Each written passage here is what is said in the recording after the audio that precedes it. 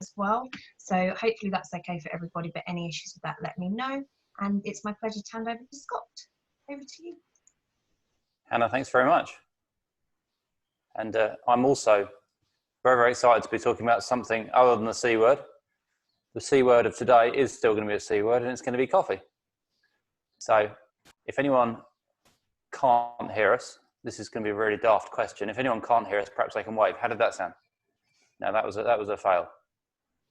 So I'll keep talking. I'm noticing one or two connecting to audio still, so hopefully they'll get themselves rocking and rolling.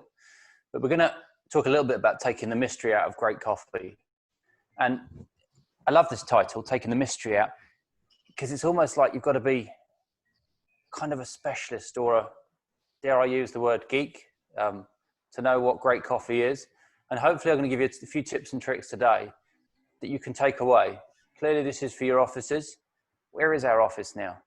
A lot of it's at home. So hopefully we'll give you a few tips and tricks for home as well. So some great shares. And I want this to be interactive. There's not a lot of people on the call today. And if you've got questions, feel free to unmute, chuck your question in, or put them on the chat. And between Jess and I, we'll try and catch those up and make sure we get those answered. And we can go off script a bit if there's something really not working, or you want something explained a bit, filled out at a certain point. Let me know. Just share it out. Chuck it on the chat, unmute, ask a question, however it goes. So we'll roll in with that. We can roll forward, Jess. So I'm going to call this our mantra, and we really, really believe in this. We're all passionate about this at FreshGround. And I love this little mantra we've got here. Office culture starts with great coffee. We just happen to do coffee. It's just we happen to be really, really passionate about it as well. And I think if there's one thing that's been really, really challenging at the moment is to hold our office cultures together. We did a webinar last week on culture, which was a really interesting one. Spoke with one of the team at CBRE. And our cultures, we can make them stronger. And the fact that we're working in different places, we're working remote, we're working at home, doesn't have to change our culture. We can still be passionate about some of these things that we've enjoyed. And we just have to find new creative ways to go about it. So I'm going to give you some tips and tricks. Maybe not all of them will be shared because some of them involve a little bit of alcohol, but that can make it fun. So maybe we won't even be able to bring them all quite back into the office, but maybe we will. So we're just going to move forward from here. And we'll talk just for a couple of moments, first of all, about Journey of a Bean. I think this is really important because this is what it's all about. And if you understand a little bit about the product itself, it makes it just so much more exciting to me. So what is coffee? What's it all about? And if we can move on from there. Now this is just a goodness knows who got our crazy clips here. They're goats, by the way. What have goats got to do anything to do with coffee? Well, some of you might know the story. Some of you might know about Kaldi, K-A-L-D-I. He was a goat herder. So myth goes. Now, I wasn't alive at the same time as him because this was about 850 AD. But apparently it was in Ethiopia. And shout out to Ethiopia. That is our birthplace of coffee. Fantastic country, Ethiopia. From a coffee perspective, it still has the highest number of varietals anywhere in the world. An incredible place. So this is where it all began. And apparently this guy was taking his goats out there and they eat berries and they all started jumping around or they didn't sleep or however the story goes. Can't check it. Don't quote me. Don't Google me on it later. But this is the story. And this is how it started. But what we do know then is that although it started in Africa and Ethiopia, it then transferred across to the Arabic world into Yemen, where they brewed it as we know about it. So they did some form of roasting and took the coffee from the bean. And from there, it then spread to the developed world. There was Dutch traders took it back to Amsterdam. From there, they actually spawned the plant and took it out to Java, out in Southeast Asia, moved it across into Latin America. And of course, as we know, now Latin America has blossomed to becoming the greatest producing area of coffee in the world. So incredible journey. Started in Ethiopia and it's spread out across the world. So moving forward from here, I'm just going to chuck a few questions to the audience. Use your chat if you want to. Message it in straight to me, or you can unmute and answer any of these if you know them. Let's have the first question, Jess, if we can. How many coffees are drunk in the world each day? Anybody? There's probably some Google expert out there who knows the answer to this. If anyone's got a clue. Million? 2 million? Any takers on that? 2 billion. Hannah's definitely been reading up on this. There's 2.25 billion every day. So thanks for that, Hannah. Unbelievable number of coffees. Really? I just thought there's over 7 billion people in the world, and some people surely have a couple, so... I love that reasoning. I'd never even thought about it, to be honest. But yeah, there's so many amazing facts about, well, like there is about any product. But the highest number, this is an off-script one, by the way, the highest number per adult capita in the world is Norway at 14.1. So there you go. If you really want to drink coffee, go to Norway. Amazing. Let's have a second question. When was coffee first thought to be drunk in the UK? And it was after 850 AD because they hadn't even discovered it then. So it's been around for quite a few hundred years. To give you a clue. If anyone was around then, a bit later than that, we've had a 1650 in so far. It's actually in the 1700s. So back in the 1700s, coffee houses were the place to go and do business.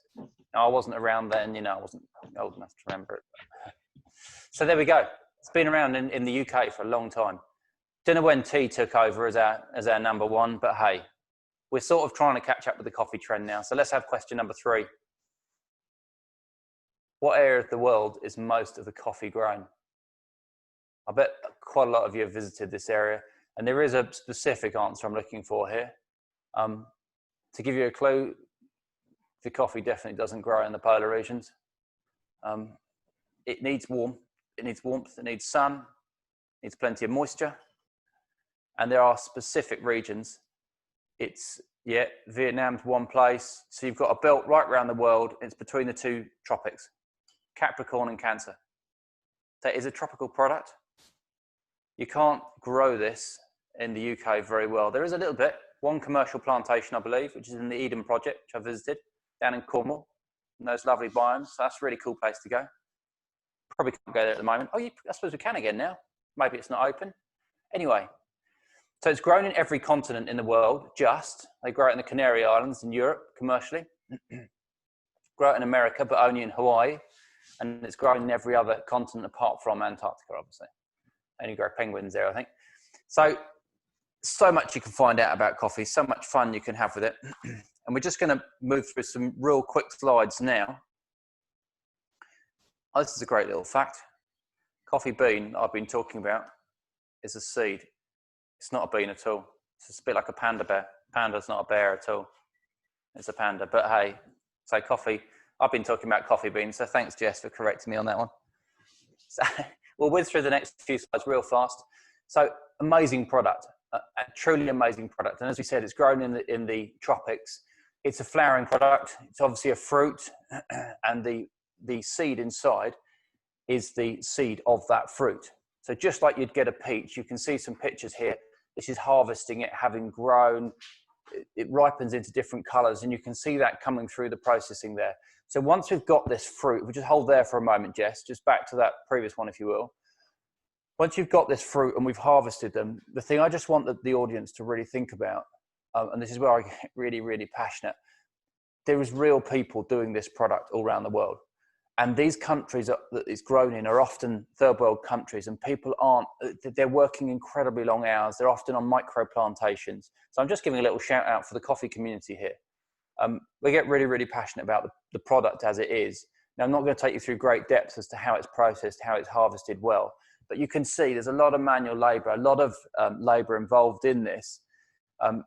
What we're doing here in this process that you can see in these 2 tiny shots is that we're taking the fruit. So if you imagine taking a peach, and we've then got to get the stone or the seed out the middle of that we can then harvest that into. So if we move on to the next one, the ultimate result that we're going to get in these countries is this, what we call the green coffee. That green coffee has been finally dried out. It's ready. It's going to be held in those Hessian bags up to 18 months. And from that point, it's going to be shipped from those areas all around the world. So it's going to be going into containers, going off from the Americas, from Africas, from Asias, and moving all around the world. Biggest consumer in the world is, of course, USA, as we'd kind of expect, I suppose. And then it's going into the roasting. Now, roasting's generally done in the commercial world. It's done in the UK, it's done across Europe. And what the roasting does is you can actually do this at home. It's quite fun. You can put a tray of green coffee out and put it in the oven. So we bring that product up to about 200 degrees. It's quite specialist. And what the coffee roaster's art does is to bring out the flavor just right. If you overcook it, just like toast, it will go burnt and taste disgusting. Of burnt, ashy, those kind of flavors. If you undercook it, you'll get the grassy. It is a natural grown product. It won't taste like coffee. You won't develop those caramels and those kind of flavors that we expect in coffee. So the roasting is quite an art, but you can do it at home. It's quite good fun. And then moving forward, what we've got here, across the top of the slide, you can see a variety of green profiles. They don't all look the same. And down the bottom, a variety of roasted profiles. From in the middle there, you get that very oily, dark looking, what we call a Vienna roast.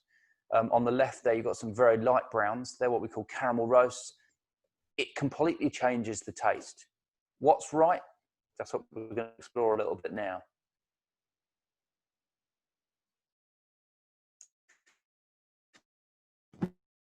We've got a few samples. So we're now looking at a little fact here. Thanks, Jess, for that fact. So coffee Arabica and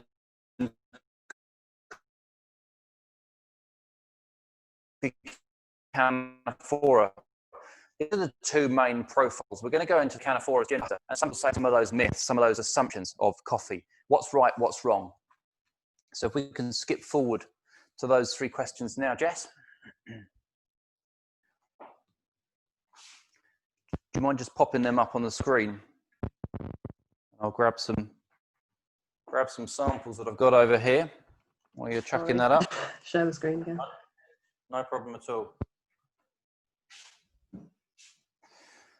So our first question, while you're throwing that up, Jess, thanks for that.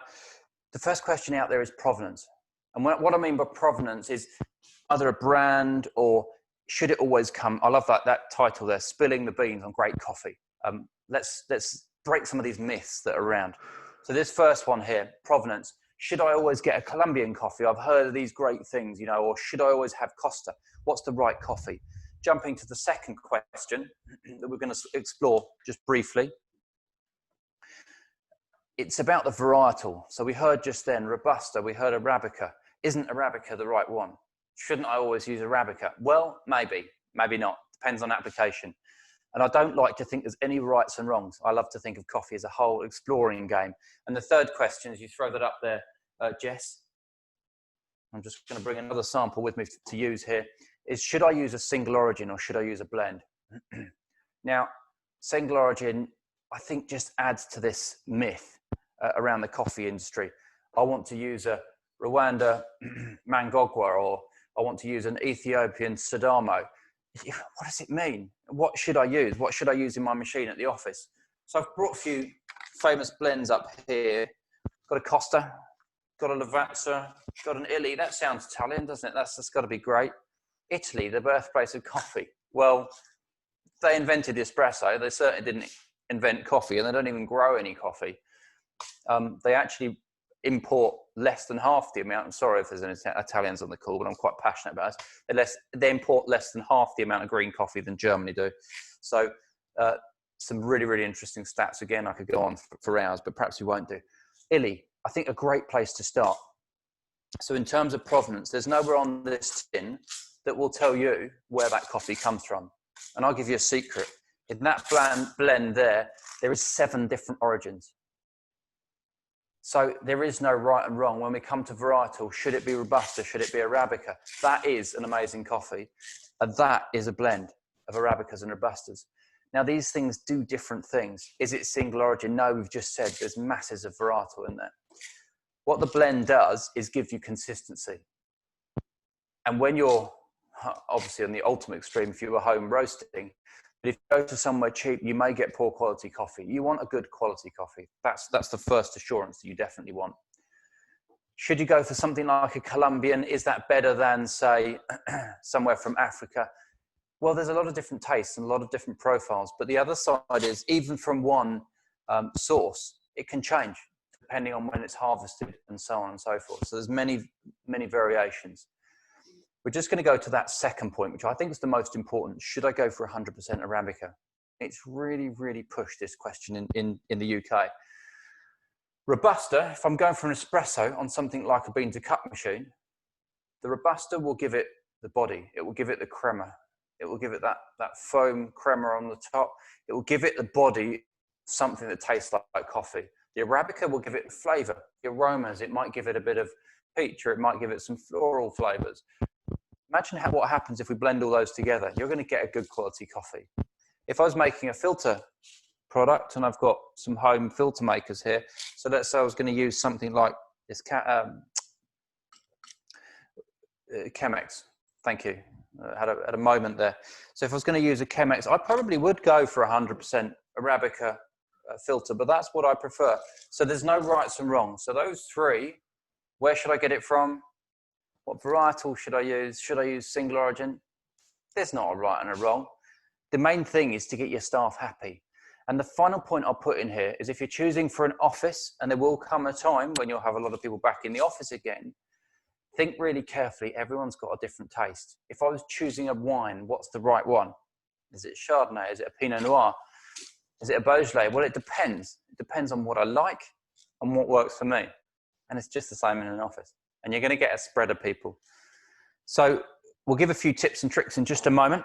If we can have that share back up again, Jess. And how we can choose best for the office environment. So I'm just going to jump back to this seat again.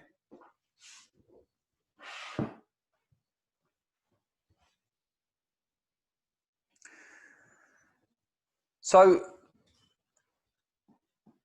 often, probably our best asked question, our most asked question, how can I choose the right experience? So if we just skip that slide on, we're going to go again, the magic number today of 3. So we're going to look at 3 different points that I want to run through. Number 1, the right equipment. Number 2, the right blend. Number 3, getting the service and support right. So the right equipment means I need to think about what I'm doing. Do I want to prepare a lot of coffee for a meeting room? Do I want perfect fresh milk cappuccinos? Do I want something that's fast, easy? What's my capacity? What's the peak times? There's so many questions, and I'm not going to, this is going to sound, let me dial it back from sounding corny. You need to speak to somebody who kind of understands those different challenges from equipment. It's not just a question of, I'll spend a lot of money and I will get a good coffee. It's about getting the right product to do the right job for your application. The right blend, a really, really interesting question. We've just given you some tips and shares just then. Provenance, Arabica, Robusta, what's the right way to go? So back to this slide here, what we've created is a family of blends. We've got the 5 families across the top, from Serene on the left to Hyper on the right. The Hyper is much, much bolder. It will give you a much better espresso. The Serene will give you a great filter, and somewhere in between. So most people are choosing one of the in-between blends to give them a bit of a, I'll use the word hybrid. And then we want to choose price point. Do I want something that's much more developed as a taste, or do I want something that's for higher throughput, something that's about 20% lower cost? And so those are choices that most offices would go through, and they could then choose that on a table and say, that's the right product for me. Do I want a filter product, which is doing ground coffee for bulk making for meetings, or do I want a bean coffee, which makes the cappuccinos, the espresso-based drinks? And so once I've chosen my blend, we then go to the third piece. Now, the third topic here is about getting service and support right. And I think the most critical, because I've seen so many offices who have chosen a ridiculously expensive coffee, ridiculously expensive machine, and it's just not set up right. I remember a case about 4 or 5 years ago now, when they had probably maybe even one of the best coffees I'd ever tasted in a fantastic American coffee machine. And I'm not going to tell you who the client was, but it tasted really, really, really bad. And they turned to us, and they're still with us today. They hadn't got the equipment wrong. They hadn't got the coffee wrong. We advised them, and they said, no, we want your complete solution. So we put a new machine in with new coffee. And the point to make there is that if the company supplying don't know what they're doing with that equipment, that was a filter product, that one, then you can get it really wrong, even with the right physical product. So the ongoing support is the second essential element of that, because you need that support. The machine's going to malfunction at times. It's going to need setting up. You're going to need to be shown how to use it. And all that can be done with the right partner. So enough of that office coffee. I think we're now going to jump straight forward to home coffee. And I'm going to share a few tips and tricks, because it's that question, isn't it, on all of our minds. Where is the office? Is it at home or is it at work? Or maybe it's going to change. So let's go on to brewing some coffee. I'm going to share a few, I think on the next slide. I'm just going to jump up now and we'll do a small demonstration. So there we go on that slide. We've got a few makers. Some of you will know some of these products here. What do we got there? Top left, instant coffee. Well, it's a question, isn't it? Is instant coffee really coffee? It is a coffee product. And I guess some of us have to use it at home. Some of us maybe drink tea instead, but we'll leave that one. We've got here press. So a great product. I love this for Saturdays and weekends when you want to make a pot of coffee and share that around a few. We've got, next there, we've got the AeroPress. This is a really, really good product. It's kind of a hybrid between an espresso and a filter. If anyone's not used that, it's about 25 quid from Amazon. I think it's probably more now, because Amazon 2 day, not 1 day. So that's a really, really good single-use product. And you can make some great coffees on that one. What else have we got over here? The Chemex. Brilliant filter maker, this one. So it's super simple. Filter paper at the top. Put your coffee in, and it brews it straight through. So that is, you can't get much more simple than that. Again, not expensive, and a really nice way to make some great coffee. The V60, probably my favorite. Again, just like the Chemex, got a little filter funnel there, and it brews straight through. Nice tip you can do on this, you can even brew straight through into a cup, so you can make some great coffees. Super simple, super quick.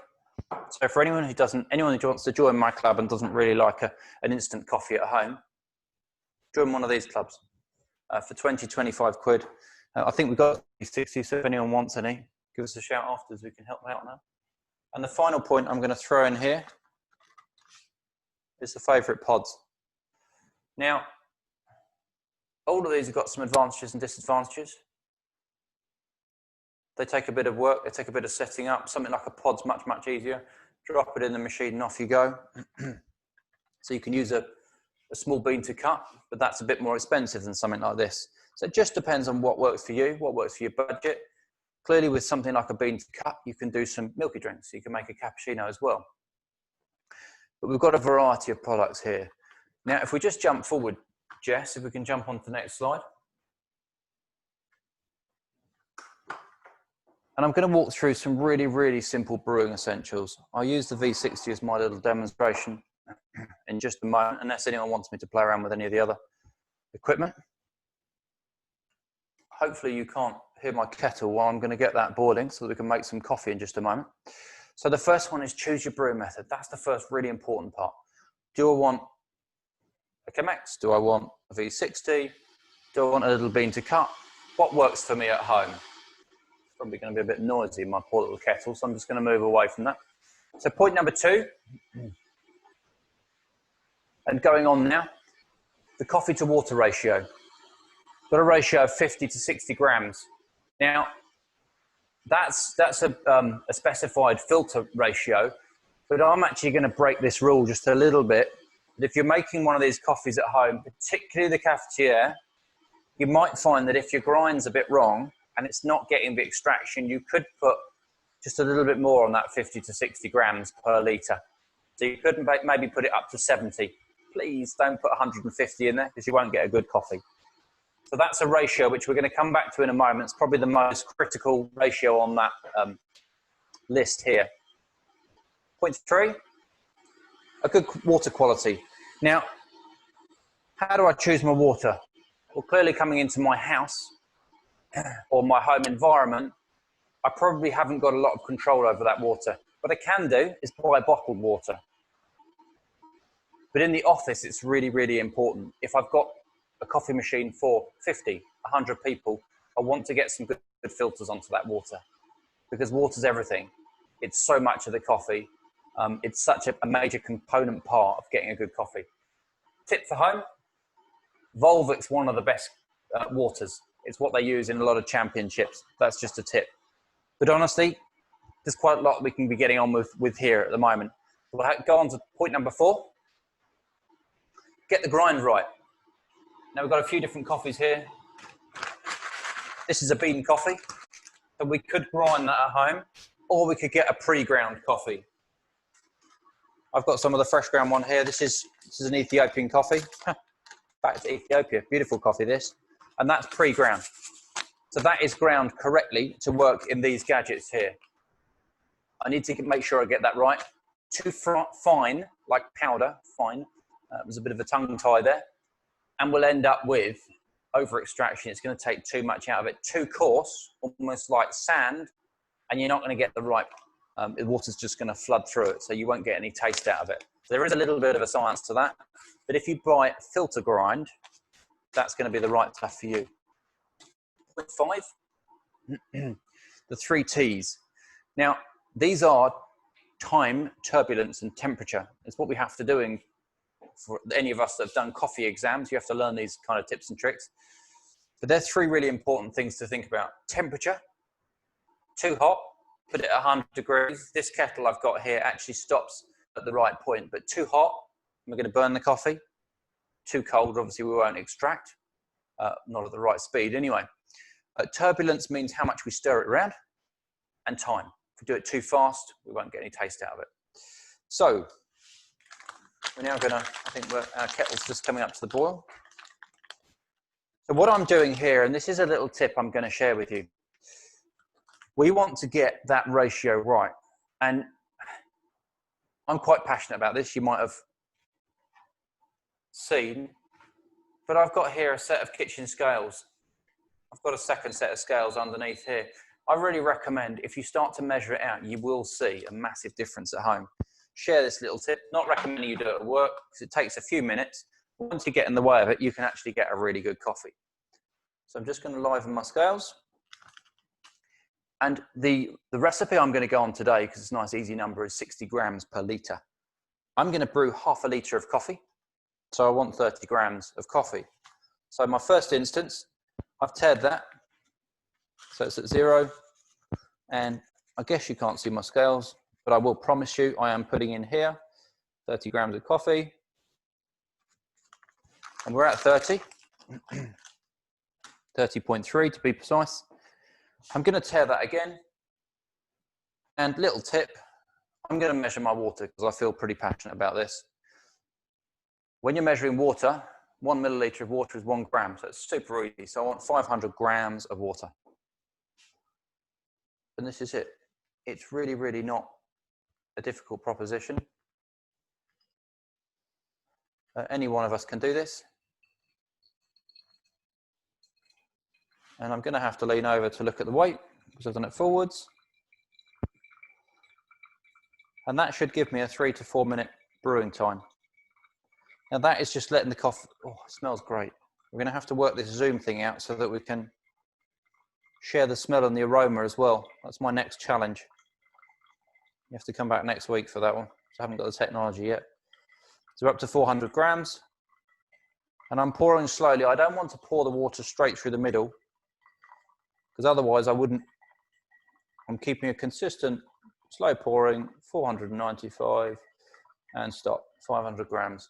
So I'm just going to let that brew through, and that's then all it takes to brew a great cup of coffee.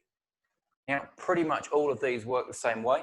So the Chemex, I could put it on the scales, I could measure my coffee in, water through, and I'd get the same result. Slight difference with the Cappuccino, and a little tip while this is brewing that I'll share with you all. So put my coffee in first, I'm going to weigh it the same, I'm going to weigh my water in. If I then take a stirrer, and this is thanks to AeroPress, this is the stirrer for those, I can then move my water, and that turbulence will just increase that extraction, so I'll get a bit more flavour out of it. If I think the coffee tastes a bit thin, I can then give it a bit of a stir. So that's just a little tip if the coffee doesn't taste strong enough. So we've got some questions coming in here. What's the right temperature? Good question. Thanks for sharing that, Gareth. So I recommend 92 to 96 degrees. Quick tip for that, and this is kind of me on speed demon here. If you're using a normal kettle, bring it up to the boil, let it click off. Once it's clicked off, do a few bits for about 2 to 3 minutes, and I can pretty much guarantee that will have dropped straight back down. So this boiled at 98. By the time I picked it up, it was 96, back down to 94. So it's losing about 2 degrees every 2 to 3 minutes. So there's a quick tip how you can get from 100, let the kettle drop back down again, and that should be your tip set to go. So that's now brewed. Now what I've done on the V60 here, I've brewed it into a decanter, and it's still got just a small amount more, so it's going to drip if I pull that away. And that's brewed 500 ml, but that hasn't given me a full 500 millilitres because not all the water pours through the coffee. Some of it stays in the coffee ground. So that's probably given me 2 cups of coffee there. So really, really simple, really easy way to work. And have fun. There's so many YouTube videos out there, so many great ways to share. And if you want some more training, we'll share at the end. We're going to give a little bit more time on that in the coming months. So with that, I'm going to throw open just to make sure, are there any questions right at this point? Any other questions that anyone's wanting to throw in? Jess has just added one. Do you want me to read it out, Jess? Or are you going to? No, it's fine. I'll ask the question. It was just curious because I'm just watching you use your V60, and I've got mine at home in my box, and it's absolutely dreadful when I make it. I'm using a normal kettle, but it says to bloom the coffee first with a little bit of water, then wait 30 seconds, and then tip the rest in. What is blooming, and do I have to do it? Good question, Jess. Blooming is what you feel when the sun comes out. That's one meaning of blooming. And it's probably a little bit the same with coffee. So what you do with blooming, and there's quite a conversation that goes on Google on this if you look at the blogs. If I was to bloom, and I'm not going to pour any more water into here, but I'd put a smaller amount into the V60 first. I'd wet the coffee. The theory behind it is that what that does is that as I bloom the coffee, that allows the oxygen to get in and extract the taste from the coffee. Now, I question it, and I'm personally, probably because I get bored, so I just pour the whole thing in. If you've got a really, really fine coffee, something like a Panamanian geisha, when you've got a huge amount of floral taste, it can make a difference. And I've actually witnessed this make a difference. But I would say, honestly, if you're making it at home, should you do it? Don't feel bad if you don't do it. If you're on speed and you just want to get your coffee, it's not going to make a sizable difference. I think the key difference is get those ratios right. Go on the 60 grams per litre. I don't know whether that helps Jess at all. Yeah, great question. I'll bother next time. Any other questions? No? We'll move on now. So, I'm just going to talk through some different coffees and what they are, take the mystery out of that. So I'm just going to just change to that other camera view, if that's all right.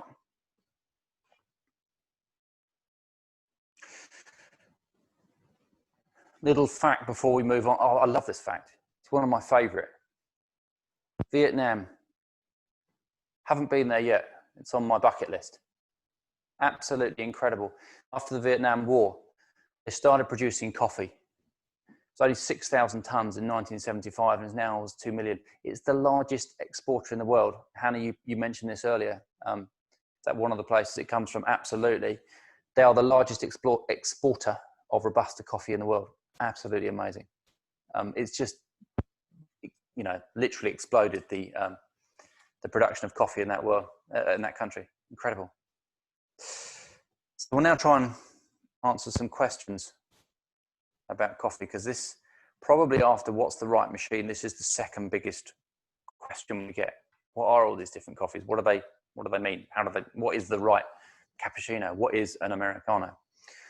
So we'll move to the next slide and straight into the first and the base of all of our coffees, which is the espresso.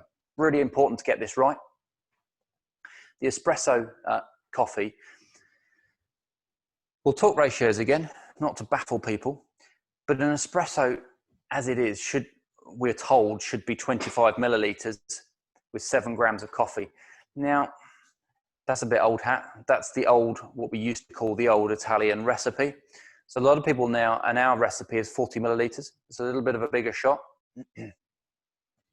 And that creates then the base of all of our coffees. So the espresso can then be used as the base to make the next coffee, the Americano, which is like, I'll call that the kind of the British lungo of a coffee. It's the long black coffee. But again, the second question, is that just a long black coffee? Well, no, not exactly, because it's an espresso with added hot water.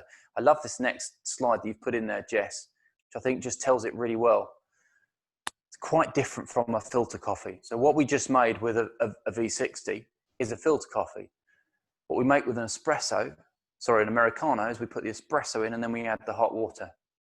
Incredibly different coffees, actually. And I know I get quite passionate about this, but they are quite different to coffees. And for people who say, isn't it just a filter coffee? No, it's not. So moving on. The next three are what we call the big three milky drinks. Cappuccino is the first of the three that I like to talk about. It used to be the most popular drink. It's now in many spheres overtaken by the latte. But the cappuccino, I'm going to use the rule of thirds. So a third coffee, a third hot flat milk, and a third foamed milk. Love the picture there. Nice little tower of foamed milk. But eventually they infuse together, and that will give you that drink from the coffee all the way up through to quite a foamy, rich, almost creamy coffee as you drink it. Coming to the latte is the next one.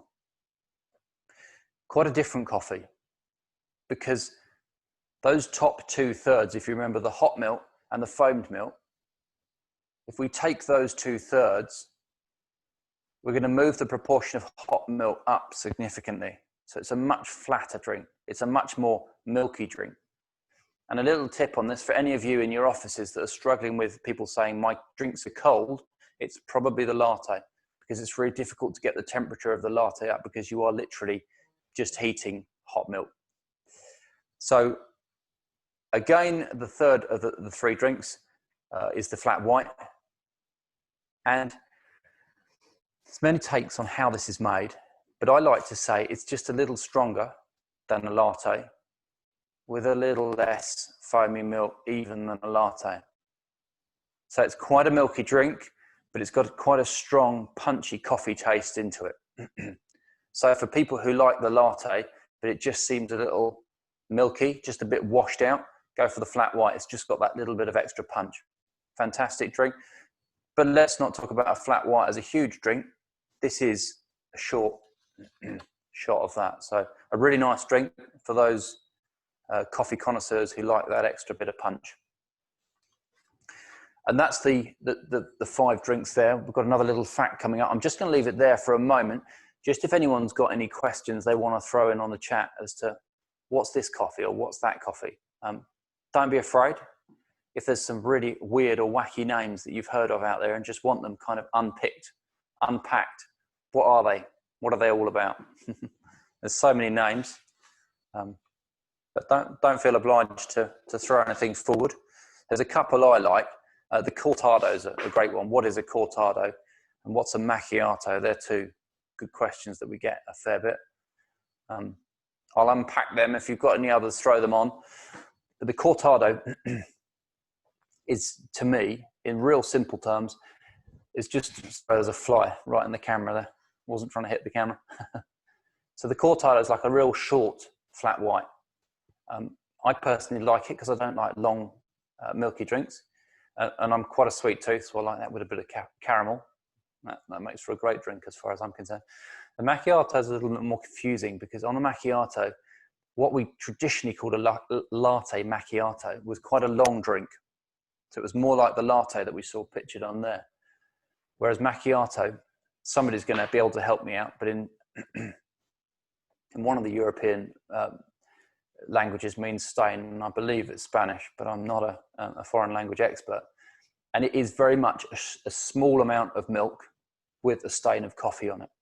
So it's quite, it's like a very, very short cappuccino, very short. We'd put 3 seconds of milk in and then a full espresso shot. So you've got about half the amount of milk to what you have espresso. And if you like a very strong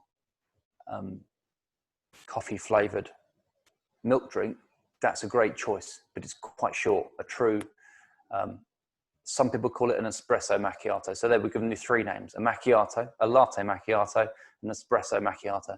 And all the different coffee chains use different names. So lots of confusion. Any other questions? Chuck them in afterwards. We've got a bit at the end, or you can throw them onto Hannah. I'm sure Hannah will answer them for you, or she'll forward them on to us.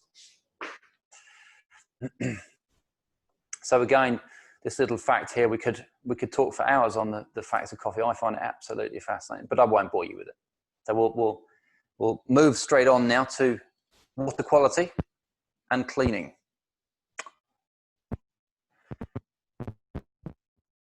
The only point I'm going to highlight on this slide, if we're making an Americano or a filter coffee, 98% of that is water. That's really, really important to get the water right.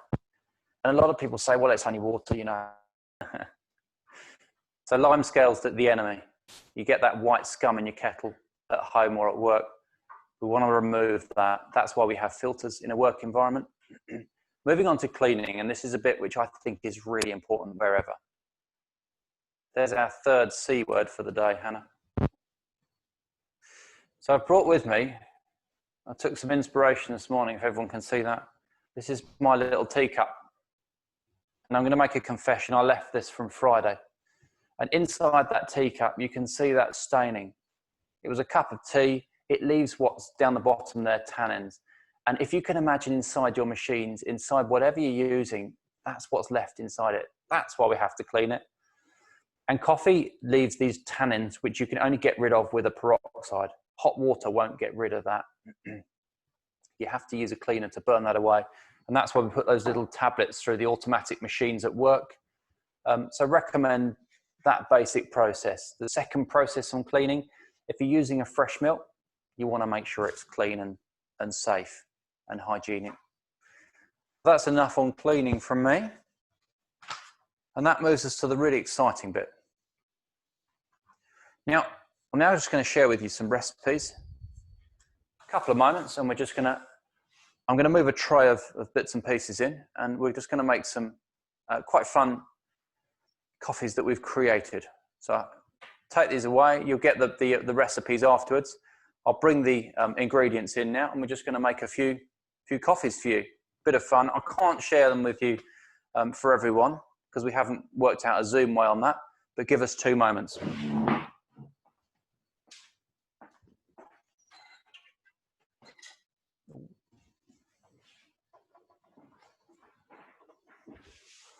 Right.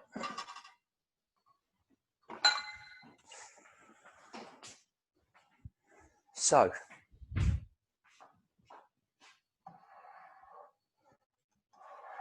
I'll move that one over there. Okay, now the first is out. Oh, I love this one. It's the summertime. So who's not for a nice ice drink? Had enough of hot drinks. So I'm using my favourite little bean to cup machine here, and I'm just going to make an espresso shot, and then I'm going to add the two together.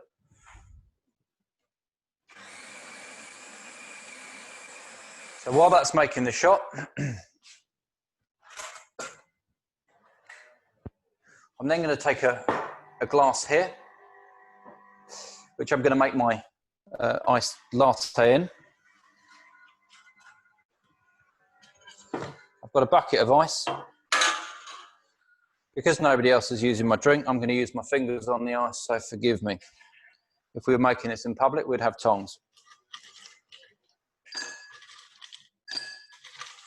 So I'm going to fill that glass up. I want plenty of ice in there.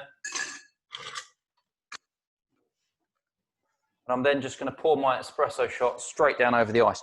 Love this idea of pouring it over rather than using a cold brew coffee, which some suggest, because in doing that, the moment I've poured that over, it's chilled the coffee. And I can feel at the bottom, there's virtually no heat left in that coffee. It's really, really simple, this. If you like it a little stronger, and I often do, put 2 shots in. But for this one, that's going to be absolutely fine. I've got a caramel syrup. I love caramel. There's loads of other things you can do. You can do a vanilla, you can do a hazelnut, whatever works for your taste. You don't have to put anything in. Little tip, if you put milk in there and you find the milk just a little sharp, you can put also a sugar syrup in there, which just takes the edge off that. So I'm just going to do 1 small shot, which is brilliant for your health. Plenty of sugar, but I just can't resist it.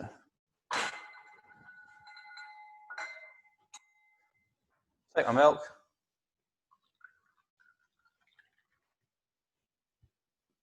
And that's it. Give it a stir.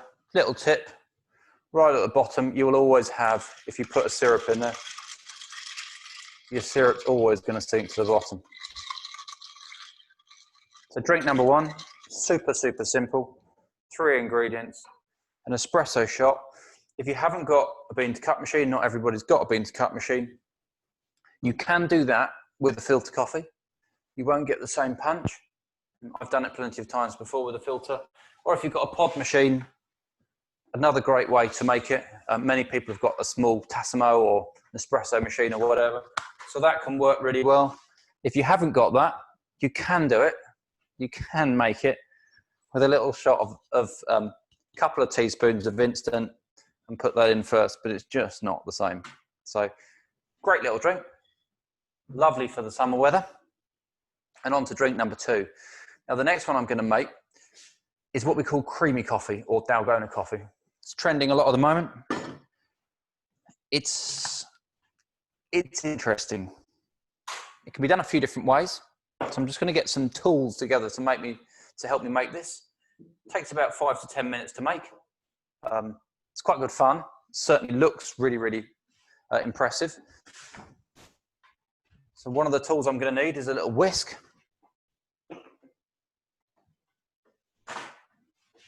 Need a mixing bowl. Again, I'm going to fill my glass with ice.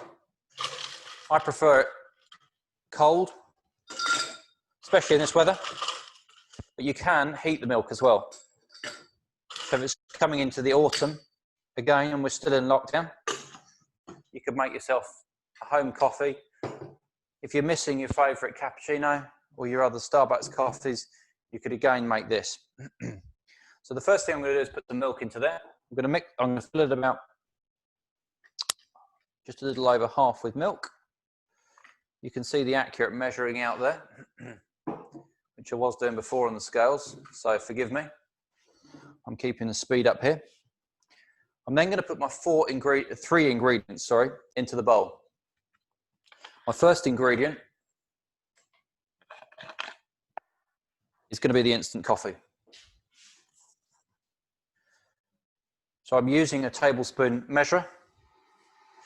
And to make this simpler, I'm going to make a double portion. And normally speaking, you'd put in 2 tablespoons of sugar and 2 tablespoons of hot water. For this, I'm going to make 4 because it just makes it a little easier to mix. So often you could make, say, 2 or 3 in one go if you're making it for friends and family. Flat tablespoons. And away we go. Now for the sugar. White or brown's fine. I've tried this a few ways. I quite like the idea of a mix. So I'm going to put 2 granulated. Need to get some more granulated sugar, look. 1 and 2. And I've found a great little mix for this one, which just gives it that real edge of sweetness, is the dark brown sugar. So this is dark brown soft sugar.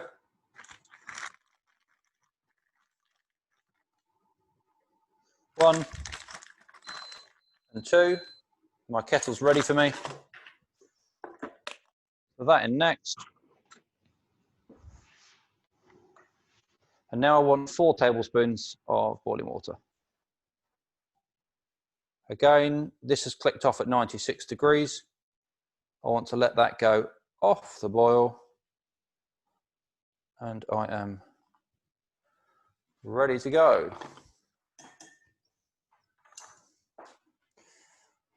And now I'm going to whisk that up. Hopefully going to give you a bit of a laugh and won't come out the bowl. And as that thickens, that will start to turn to a creamy kind of foam, which I'm then going to load on top of my cappuccino, so-called.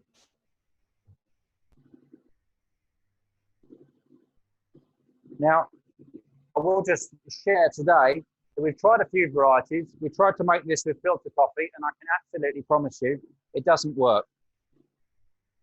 So even though I'm not a big believer in instant coffee, this definitely works not so well with filter. Now, if you can see that at all in the camera, hopefully this isn't going to all come out the bowl.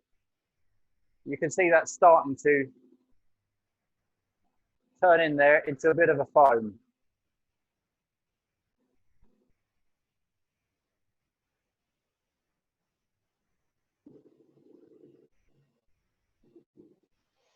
And I'm quite happy with that.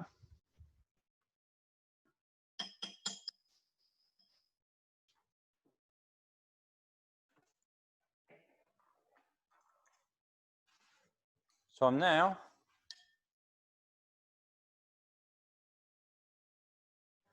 going to finish my homemade creamy coffee.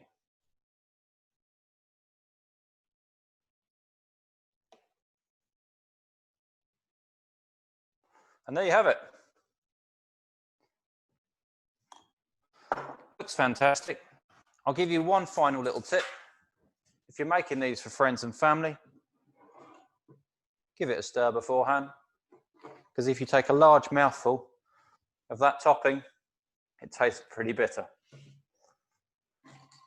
But it does look more effective when it's not mixed together. So as you give that a mix, that will mix up. And there's your second drink. Now for my third and final. I'm again going to go for an espresso based. So this one's got a bit more fun to it. So I'm going to take my espresso first. And this one's what we call Caffe Rakia. I've got a great love for Bulgaria. I once was part of a business selling gift and promotion wear, and we did a lot of work in Bulgaria, and I've had great affection and love for the country. So this is where I first learned of Rakia. Rakia itself is, by translation, means brandy. Now it's almost, I call this almost like a peach brandy. So I've got a couple of varieties here. I think this one's actually available on Amazon, Burgess 63. So if anyone wants to really try it, that's £20 a bottle, that one. It's very, very simple. So I've put a heat-proof glass. Now I have tested this before. Forgive me if it doesn't work today, but I'm going to pour the hot coffee into the glass and hopefully the glass won't break.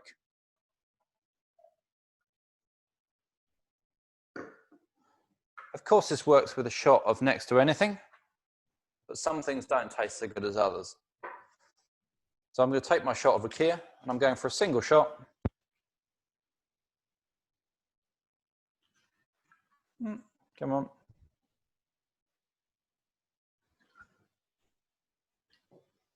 And it's definitely a sugary solution because that one's got itself gummed up.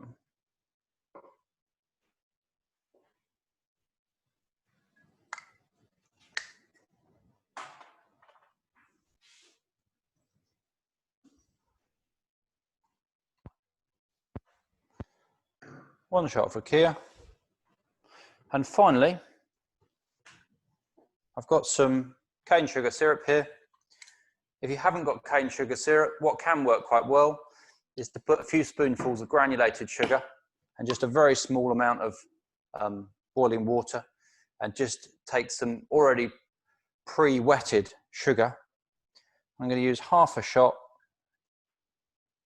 of cane sugar syrup. That was a Tesco buy, by the way, so it's freely available. And there you have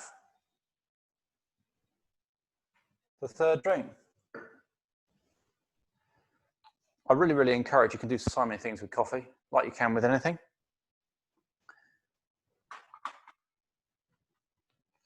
I'm just going to move the tray so that it's not right in the way. And for my final parting shot on our creations today, if you get any other creations which you think are fun, share them with us. We definitely want to know. And I'd love to try out any other flavors. Just a little final tip on Caffe Rakia. If you haven't got Rakia or you don't want to invest, you can just use a brandy.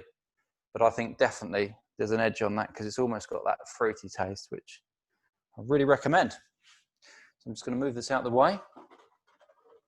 If I can just jump back to this camera, and I am ready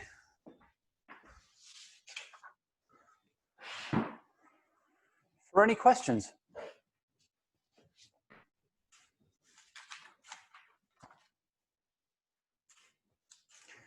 If anyone's brave enough to throw anything forward. If anyone doesn't want to ask a question publicly, feel free to chat to me or Scott privately and I can ask them on your behalf. Sorry, I have a guest.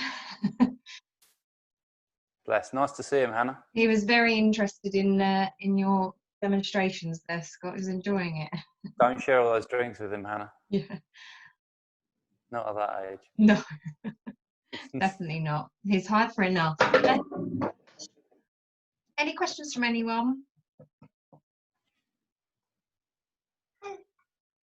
Okay, well, hopefully that was really useful for you. I think there were some really great tips there for office managers in terms of coffee and the machines and things at work. And for all of us coffee lovers out there, I think some interesting drinks to try. So yeah, Scott says, let us know what you make. And if you do have any questions, feel free to contact Scott or Jess or any of the FreshGround team directly. They're in the portal, so their contact details are there, or drop me an email and I can introduce you to them. But otherwise, thank you so much, Scott, for that wonderful demo, and your brilliant cameraman as well, woman. No, it's my 17-year-old son, so thanks to Oslo. Oh, excellent job. So he's been working in the background there. So a couple of final shares from us as we thank you all for your time. There's two things that we can share with you finally. Firstly, later on in the year, and we're going to have to wait for social distancing to change shape, but we will be running a guest intro to coffee course. So if anyone's really passionate and wants to just completely immerse themselves, the only thing we ask of you is a half day, and there will be some tickets going out. So if anyone wants to throw themselves into that, there'll be a bit of a pick for 6 attendees for that. That'll probably be September, October, but it is subject to whether we are able to run that course in our London office at the moment.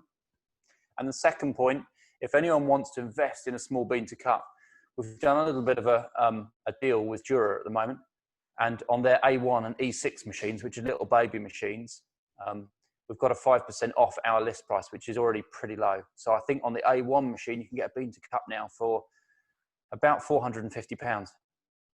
So that's going to be running for the next 3 weeks. So if anyone wants to jump in and get one of those for home, or anyone in their team at work, just let us know. It comes with a month's worth of coffee. There's a little offer to give you all to take away. And with that, I'm going to thank you, Hannah, for the portal and sharing. And thank you all attendees for coming. And wish you all a fantastic Tuesday. Enjoy your week. Thank you so much, Scott. That was brilliant. Thanks everyone for joining. We'll see you soon. Thanks, everyone. Thank you.